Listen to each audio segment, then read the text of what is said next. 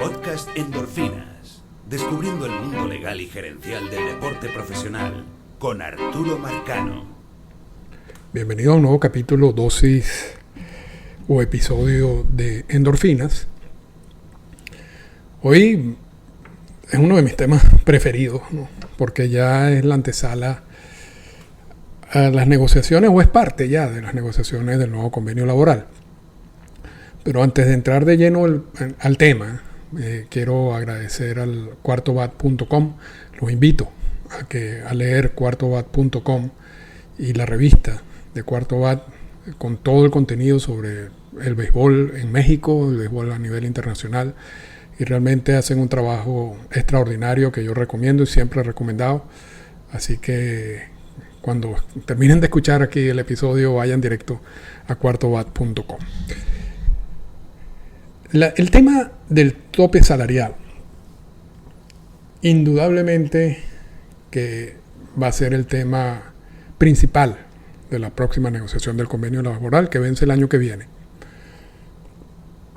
Y que ya estamos viendo mucha actividad, sobre todo por parte de MLB, en ese sentido, en informar un poco acerca de qué es el tope salarial, qué es lo que quiere MLB y por qué ese sistema es mejor, que es una cosa realmente un poco extraña, pero ya vamos a entrar en detalle, ¿no? Todo quizás, o todo última ola de información sobre lo que está sucediendo entre el comisionado, jugadores, exjugadores, y la información que están tratando de dar directamente en los clubhouse de los equipos viene por algunos trabajos, especialmente de Ivan Drellich en The Athletic, quien hace aproximadamente un par de semanas estuvo conversando sobre la actividad de un grupo de embajadores que se llama, en inglés las siglas son CAP, por cierto, y que puede generar confusión, o yo no sé, lo más seguro que no sé si lo hicieron adrede, pero es el Commissioner Ambassador Program, el programa de embajadores del comisionado, y que incluye una cantidad de jugadores, exjugadores. Está CC Sabathia, está Jimmy Rollins, Ryan Howard, Michael Bourne, Dellin Betances, Prince Fielder, Troy Hawkins, Adam Jones, Andrew Jones, Jason Kendall, Kenny Lofton, Gary Sheffield, Nick Swisher, Shane Victorino, Chris Young, el outfielder, entre otros. Y estos jugadores acuden a nombre del comisionado a distintos eventos, no solamente aquellos en el cual se habla de la realidad económica de MLB en estos momentos. Y Drellich, en ese trabajo en The Athletic, dice que el sindicato está un poco preocupado por esas actividades de estos exjugadores, porque piensan que realmente la finalidad de ese programa es simplemente venderle el concepto de tope salarial a los miembros del sindicato.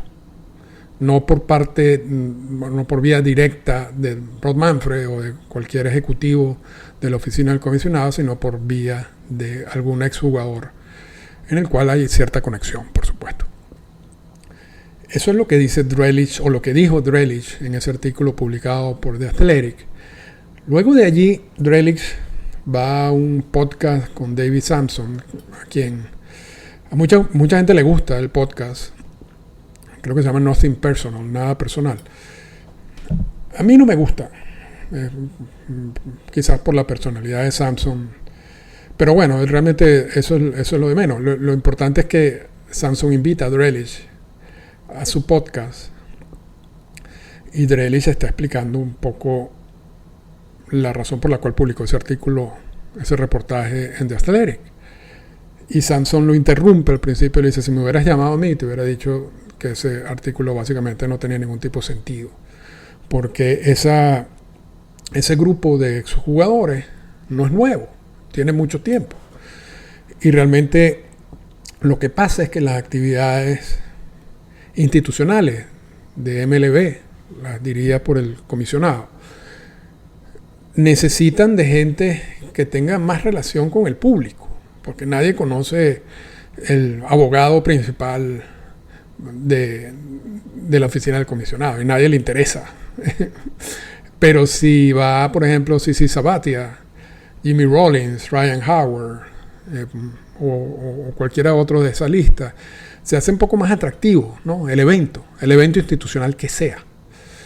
Y que ni el comisionado ni los equipos, que también lo hacen a nivel individual, con el mismo objetivo, le dicen a los jugadores que tienen que decir, más allá de por supuesto, de explicarle en qué consiste el evento institucional.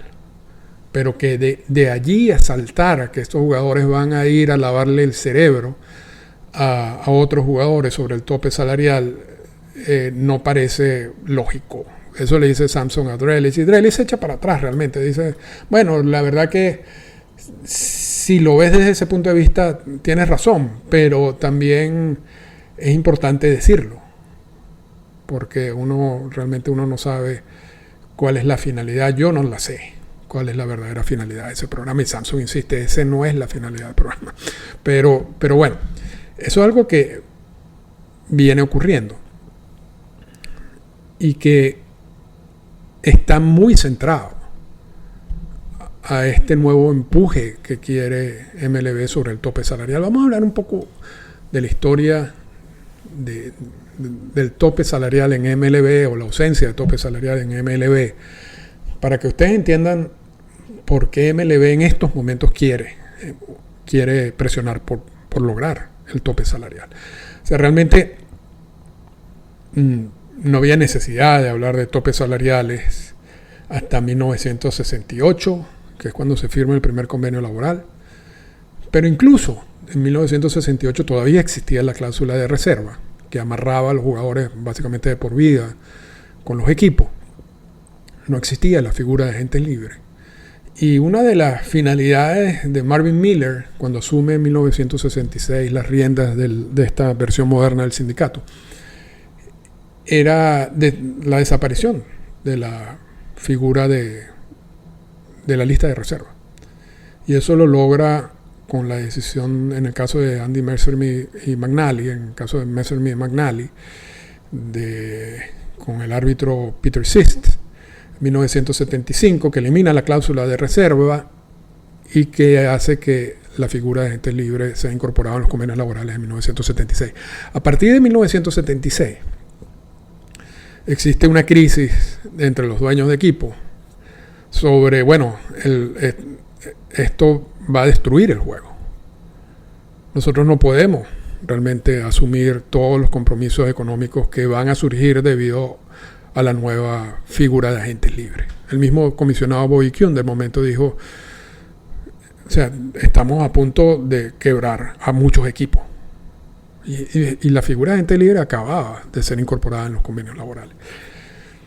Y es allí cuando empieza a hablarse del tope salarial, como una manera de limitar el potencial impacto de la figura de agentes libres, y vendiéndolo bajo el argumento de que los equipos ubicados en mercados pequeños no iban a poder competir nunca con equipos ubicados en mercados grandes por la firma de agentes libres.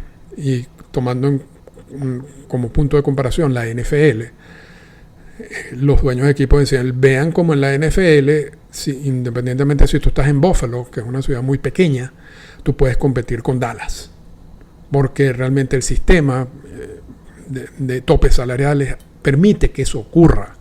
Pero si tú no tienes topes salariales, como en el béisbol, un equipo, por lo menos en Cleveland, no va a poder competir nunca con los Yankees de Nueva York. Y estamos hablando antes de que Bud Selig llegue a ser comisionado de MLB. Entonces, en esos años, de nuevo en 1966, bajo ese argumento y bajo el impacto que tenía la figura de agentes libres, o que iba a tener, porque realmente no la tenía, se habla de los topes salariales y se plantea en todas esas negociaciones de convenios laborales desde 1976 en adelante. De hecho, como punto de honor, al sindicato nunca le gustó los topes salariales. A Mervyn Miller nunca le gustaron los topes salariales y se negaban a aceptarlo. Y fue esa guerra entre MLB y el sindicato por los topes salariales lo que generó la mayor cantidad de huelgas o de paros laborales en la historia del deporte. Realmente en cada convenio laboral había o una huelga o un paro laboral. Y todo estaba dirigido a los topes salariales. Y la más grande de todas, la última, si se quiere, de magnitud, en 1997-98, se debió particularmente a a que MLB trataba de imponer un tope salarial. Llega Bob Selig al poder como comisionado, al primero provisional y luego de manera permanente, y cambia la estrategia de negociación con el sindicato. Dice, como yo entiendo que ustedes nunca van a aceptar topes salariales, pero que existe un problema de disparidad y existe un problema entre los equipos ubicados en mercados pequeños y mercados grandes, es necesario hacer algo. Y ese algo vamos a hacerlo no a través de los topes salariales, pero a través de dos figuras nuevas. La figura del impuesto al lujo, que luego fue rebautizado como impuesto al balance competitivo, y con la figura de la política de repartición de ganancias. Entonces, con esas dos figuras, que no son topes salariales, pero el impuesto al lujo o el impuesto al balance competitivo de alguna manera puede funcionar como un tope salarial. Porque en esos casos, para los que no conocen en qué consiste, te dan un monto máximo de nómina en general. Los equipos que se pasen de ese número, 120, 130, eso ha cambiado en cada convenio laboral y cambia de manera anual. Entonces deben pagar un impuesto. Y si te pasas 2 años consecutivos, el impuesto es mayor, y si te pasas 3 años consecutivos, el impuesto es todavía mayor. Entonces lo que quiere decir es que aun cuando no hay un tope salarial, ese impuesto al balance competitivo sirve para desincentivar, para quitarle el incentivo a algunos equipos de pasarse de ese umbral. Porque si se pasan a pagar un impuesto, que a veces son altos, muchas veces, y lo que paga, por ejemplo, los Dodgers es una cosa increíble. Y así ha sido la manera como, tras darse cuenta que seguir peleando por topes salariales no iba a funcionar, entonces buscaron esas maneras, repito, del impuesto al balance competitivo y de la política de redistribución de ganancias, como para tratar de balancear las fuerzas entre los equipos de MLB. Y se puede decir que las negociaciones por los topes o el tema de los topes salariales no ha estado en mesa en los últimos 5 o 6 convenios laborales. O sea, a partir del 1998 para acá no se ha hablado de eso. En el último convenio laboral que generó un paro laboral no se habló de topes salariales. Nunca se habló, nunca estuvo en mesa el tema del tope salarial. ¿Por qué ahora sí? Y esto tiene que ver más con el sindicato que con MLB. Es indudable que en estos momentos el sindicato de jugadores de Grandes Ligas, o en alguna oportunidad el sindicato más fuerte a nivel mundial, ya no es tan fuerte. Ya ha venido cediendo mucho poder en las últimas negociaciones de los convenios laborales. La figura de agentes libres no tiene el mismo impacto ahorita en estos momentos que antes. Hay otras figuras como el proceso de arbitraje salarial que ha perdido su impacto. El impuesto al balance competitivo ha servido para limitar la inversión de algunos equipos. Las extensiones que existen entre equipos y algunos jugadores jóvenes han sacado a estos jugadores jóvenes del arbitraje salarial y de la agencia libre en los momentos en que debían incorporarse, y que esos son dos maneras de oxigenar si se quiere, todo este proceso de cuánto dinero pueden generar los agentes libres, porque son puntos comparativos. Si tú sacas a los mejores prospectos, porque los firmas en extensiones de esos dos procesos, de esos del arbitraje salarial y de la agencia libre, cuando le deberían tocar, tú estás eliminando dos maneras importantes de empujar los salarios. Y eso es lo que ha venido ocurriendo. Y el sindicato, en ese sentido, quizás no ha informado bien a los jugadores, quién sabe, o a los agentes, de las consecuencias de que eso trae. Pero en aspectos en que sí tienen que ver directamente con el sindicato básicamente ha cedido en muchas de estas últimas negociaciones de los convenios laborales. Las lideradas por Bob Selig y las lideradas por Rob Manfred. Y el culpable principal de todo ese desastre que vivimos o que se vive hoy en día en el sindicato, de acuerdo a muchas personas, es Tony Clark, pero yo creo que podemos irnos a Michael Weiner. Empezó con Michael Weiner haciendo una labor de amistad con MLB que terminó beneficiando solamente a MLB, y después un Tony Clark que obviamente no estuvo preparado para liderar los primeros dos convenios laborales, y que en el último convenio laboral básicamente contrató a una persona, Bruce Mayer, para que liderara ese proceso, además de otros problemas internos que existen en el sindicato en estos momentos, como una investigación del FBI y una intentona de golpe que hubo hace un par de años. En definitiva, el sindicato hoy está, si se quiere, desde el punto de vista institucional, en su peor momento. Y MLB entiende eso también, se da cuenta de eso. Y entiende que si hay algún momento en la historia de esa relación MLB y el sindicato en que se podría vender el tope salarial, es la única liga de las cuatro importantes, de las cuatro grandes, la NBA, NFL, NHL y MLB, que no tiene tope salarial. Podemos meter a MLS también, es MLB. Entonces, si hay una oportunidad para tratar de venderle el tema de los topes salariales a los jugadores, es en este momento. Y por eso resucita estas conversaciones sobre los topes salariales. Y ya vamos a ver las dos razones principales por las cuales MLB quiere los topes salariales. Pero, por supuesto, el sindicato no lo quiere. Y ya lo ha dicho de nuevo. Lo ha dicho Bruce Mayer y lo ha dicho Tony Clark. Pero una de las partes interesantes es ver a Rob Manfred hablando con los jugadores y explicándole cómo el actual sistema económico que existe en MLB no les conviene, no es beneficioso para ellos. Y eso incluye lo negociado en los convenios laborales. Y básicamente, por lo que se filtra y por lo que uno escucha, el mensaje es: miren, señores, ustedes han estado mal asesorados en los últimos convenios laborales. Si hubieran estado bien asesorados, estuvieran todos ustedes ganando mucho más dinero.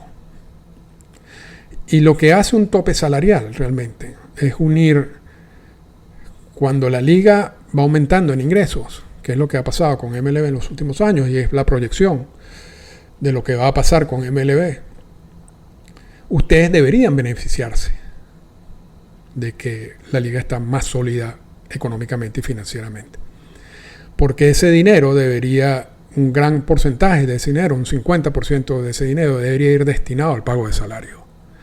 Pero ustedes han rechazado los topes salariales y han aceptado una cantidad de regulaciones en los convenios laborales que han impedido o que han hecho que de los ingresos de la liga casi solamente el 40%, 42% va dirigido ahorita a salario, cuando ese 42% puede ser un 50%. Entonces, para ustedes, y parte de ese también, de esos mítines, incluye, no se fijen tanto en los contratos de Ohtani o de Vladimir Guerrero Jr., esos contratos seguirán existiendo en un sistema de topes salariales, porque realmente los jugadores élites siempre van a recibir esa cantidad de dinero. El problema aquí no es eso. Y esos jugadores no van a ser ni ahorita ni en el futuro afectados por un tope salarial. El problema ahora es la clase media. ¿Okay? O sea, los novatos siempre van a recibir salario mínimo. Después los jugadores bajo control, bueno, algunos estarán expuestos al arbitraje salarial, pero ya sabemos que el arbitraje salarial no tiene el mismo peso de antes. Y no todos los jugadores agentes libres reciben buenos salarios o buenos contratos. A veces son un contrato de 1 año, de 2 años, por montos no relativamente bajos. Un sistema con unas escalas generadas por el tope salarial va a beneficiar toda esa clase media. No va a afectar a los jugadores élite, va a beneficiar a la clase media, incluso va a beneficiar a los jugadores novatos. Porque todo este sistema de agentes libres, de los 6 años de control, se va a eliminar, y arbitraje salarial se va a eliminar y se va a ser sustituido por un sistema de escalas salariales. Ahora, lo que no tiene mucho sentido es ver a un Rob Manfred diciéndole a unos jugadores: mira, ustedes no salieron bien en los últimos convenios laborales, yo les voy a vender algo que es mejor para ustedes. Y no tiene sentido, porque realmente una de las funciones de MLB y del mismo comisionado es básicamente lograr la mejor situación económica para los dueños de equipo. Entonces, si el sistema actual es tan malo, bien por MLB y bien por Rod Manfred, ¿por qué va a haber un interés de modificar eso? Si te conviene. O sea, tú vas a renunciar a todos estos beneficios que has logrado en los últimos convenios laborales para ofrecerle un sistema en donde los jugadores van a ganar más. No tiene mucha lógica, empezando por allí. Pero el asunto no es tanto. Y por supuesto, él va en una de esas conversaciones recientes, va a Filadelfia y empieza a hablar de la situación económica de MLB, y en una de esas partes de la conversación, Bryce Harper se levanta y dice: si va a tocar el tema del convenio de los topes salariales, por favor se me va de aquí. Y Rod Manfred, supuestamente por todo lo que se frita, le contesta: yo no me voy de aquí porque esto es un tema, yo no voy a hablar de topes salariales, pero sí tengo todo el derecho de hablar sobre la situación económica de MLB, y me quedo. Y luego Nick Castellanos hace una pregunta y baja un poquito la tensión, y sigue la conversación entre Rod Manfred y Bryce Harper y Filadelfia, y luego Bryce Harper y Rod Manfred se dan la mano. Pero lo cierto que muy bien por Bryce Harper, quizás por decirlo, muy bien por el comisionado también, por decir: yo no me voy a ningún lado, yo me quedo aquí. Y repito, se está poniendo mucho peso en ese intercambio entre Harper y Manfred. Yo creo que sí, yo creo que es más que todo algo que puede generar tráfico, si se quiere, en algunas páginas, pero yo no creo que tenga un impacto importante en nada, ¿no? Más allá de que se está hablando de tope salarial, y se está hablando de topes salariales de una manera inteligente en los clubhouse por parte de Rod Manfred directamente con los jugadores. Pero ¿por qué? Y ante no la ausencia, porque el sindicato no le gusta lo que está pasando, pero ¿qué hace el sindicato? Nada. Esto no hubiera pasado. Muchas de estas cosas no hubieran pasado si el sindicato estuviera sólido. Porque este intento, o este tipo de intentonas de ganarse los jugadores a espalda del sindicato de manera directa, no son nuevas. Lo que pasa es que cuando tienes un sindicato sólido y va un representante de MLB a hablar en clubhouse de algún tema, si el sindicato es sólido y manda un mensaje unificado a todos los equipos, los jugadores no le prestan la más mínima atención de lo que le están diciendo. Pero eso no es lo que se está recabando de esas reuniones. Ya hay muchos jugadores que no están contentos con la labor de Tony Clark y que están escuchando los planteamientos del comisionado. Pero ¿por qué? Y ya para terminar, ¿por qué MLB quiere los topes salariales? Yo sí creo que va a mejorar la situación económica de un grupo de jugadores. Yo sí creo que eso va a pasar, porque yo creo que el sistema actual es terrible. Lo que ha aceptado y la manera como se ha transformado el sistema repito, de agentes libres, del proceso de arbitraje salarial y los novatos, la situación de los años de control y todo eso, realmente en comparación con años anteriores está en su peor momento. Entonces yo creo que un sistema de tope salarial y una escala salarial posiblemente mejore el ingreso anual de muchos jugadores. Ahora, por eso no es lo que quiere MLB, el tope salarial. MLB quiere el tope salarial por dos factores principales. Uno, un tope salarial te da un control de los gastos. Y hoy en día muchos de los dueños de equipo son fondos de inversión. Y los fondos de inversión han dicho, el monto de los equipos de MLB son menores a los montos que puede haber en NBA, en la NFL, por ejemplo, porque no hay certeza de qué dinero tienes tú que gastar año tras año en jugadores. Si hubiera certeza, de haber certeza en ese aspecto, que te la da un tope salarial, esos montos o ese valor de los equipos va a subir. Porque tú sabes exactamente cuál va a ser tus gastos, tú sabes cuál van a ser tus ingresos, entonces tú puedes manejar mucho más fácil tu nómina y tus números. Eso no ocurre actualmente. Un equipo como los Azulejos de Toronto empezaron el año con un monto de nómina, pero a las 2 meses había que agregarle $500 millones de una deuda a futuro con Vladimir Guerrero Jr. Eso no ocurriría en un sistema de tope salarial. Entonces, eso ayudaría a que suban el valor de las nóminas de los equipos. Y como repito, los fondos de inversión son ahorita parte importante de todo este negocio.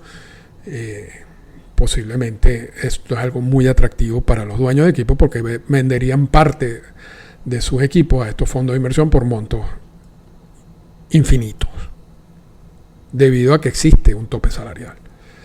El otro punto importante para MLB es eliminar los contratos garantizados. Y con esto terminamos.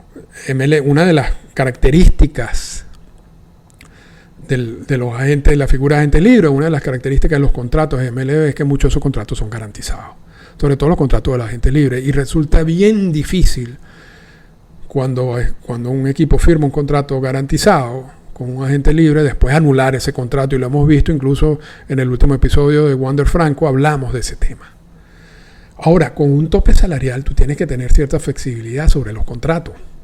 Porque tú no puedes tener equipos, por ejemplo, que tú le des 100 millones de tope salarial y que estén amarrados 30 millones con un jugador y este jugador no pueda jugar por X o por Y y que se tenga que comer ese contrato. Porque entonces ese equipo tendría no 100 millones de tope salarial, sino tendrían 70. Porque tiene 30 que no puede usar. Entonces, y esto pasa en las otras ligas. Cuando tú tienes un sistema de topes salariales, tienes que tener flexibilidad para poder salir de esos contratos. Entonces hay muchos contratos mixtos, parte garantizada y parte no garantizada. Y eliminaría entonces o abriría vías para anular contratos y poder respetar el sistema de topes salariales. Y eso es otro de los sueños que tiene MLB, porque realmente ha sido muy difícil la anulación de contratos. Lo hemos visto en los casos de dopaje, lo hemos visto en los casos de violencia doméstica y lo hemos visto en los casos de la aplicación de la llamada cláusula moral de los contratos. No es fácil hacer eso, pero con un sistema de tope salarial tienes que hacerlo, porque tú tienes que darle flexibilidad a los equipos para poder salirse de esos contratos. Y por eso hay esa presión. No es tanto el asunto salarial. Yo sí creo que posiblemente la escala salarial mejoren hasta cierto punto los sueldos de muchos jugadores, pero es más aumentar el valor de los equipos y tener la posibilidad por fin de eliminar algunos contratos, de tener la vía para anular contratos, algo que no tienes en estos momentos. Veremos cuál es la reacción del sindicato y si pueden hacer algo. Esta fue una presentación del podcast Endorfinas.